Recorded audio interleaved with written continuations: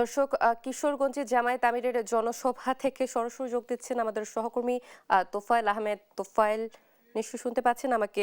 নেতাকর্মীদের সমাগম কেমন দেখছেন এবং আমিরের কাছ থেকে তারা আসলে কি বার্তা আশা করছেন এবং প্রস্তুতি আসলে কেমন জানাবেন?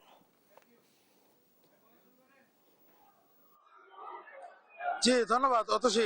আসলে আজ কিন্তু কিশোরগঞ্জের যে কটিয়াদী উপজেলার যে সরকারি কলেজ মাঠটি রয়েছে, সেখানে কিন্তু বাংলাদেশ জামায়াতে ইসলামের যে নির্বাচনী জনসভা সেটি কিন্তু অনুষ্ঠিত হচ্ছে। আমরা এটি যেটা দেখতে পাচ্ছি, সকাল ৯টায় কিন্তু এখানকার যে আনুষ্ঠানিক যে কার্যক্রম কোরআন তেলাওয়াতের মাধ্যমে কিন্তু শুরু হয়েছে। আর আমরা আজ কিন্তু কিশোরগঞ্জের ঘন কুয়াশায় কিন্তু আমরা সকালবেলা থেকে দেখতে পেরেছি। ঘন কুয়াশাকে অপেক্ষা করেও এখানকার যে কিশোরগঞ্জ জেলার যে জামায়াতে ইসলামের বিভিন্ন উপজেলা এবং ইউনিয়ন ওয়ার্ড সহ বিভিন্ন ইউনিটের নেতাকর্মীরা রয়েছেন, সকাল থেকে কিন্তু এখানে ছোট ছোট মিছিল আকারে কিন্তু তারা এখানে উপস্থিত হয়েছেন এবং ইতিমধ্যেই কিন্তু মাঠ কিন্তু কানায় কানায় পূর্ণ হয়ে গিয়েছে। আমরা আসলে এখানে যে বাংলাদেশ জামায়াত ইসলামের যে আমির, কেন্দ্রীয় আমির শফিকুর রহমান, তিনি কিন্তু এখানে বক্তব্য রাখার কিন্তু কথা রয়েছে।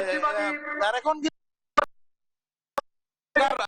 স্থানীয় যে নেতাকর্মীরা তারা কিন্তু এখন বক্তব্য রাখছেন এবং 10:30 নাগাদ কিন্তু এখানকার যে প্রধান অতিথি কেন্দ্রীয় আমির ডাক্তার শফিকুর রহমান কিন্তু এখানে উপস্থিত হবেন বলে আসলে আমরা জানতে পেরেছি। তো আমরা আসলে এই সমাবেশকে ঘিরে যে এখানকার যে নেতাকর্মীরা রয়েছেন তাদের মধ্যে কিন্তু একটা ব্যাপক উৎসাহ উদ্দীপনা কিন্তু আমরা লক্ষ্য করতে পেরেছি এবং তারা যেমনটি বলছেন যে আসন্ন জাতীয় ত্রয়োদশ সংসদ নির্বাচনে এবার কিন্তু জামায়াতে ইসলাম সরকার গঠন করবে এমন প্রত্যাশাই কিন্তু তারা করছেন এবং তারা আসলে যেটি জানিয়েছে যে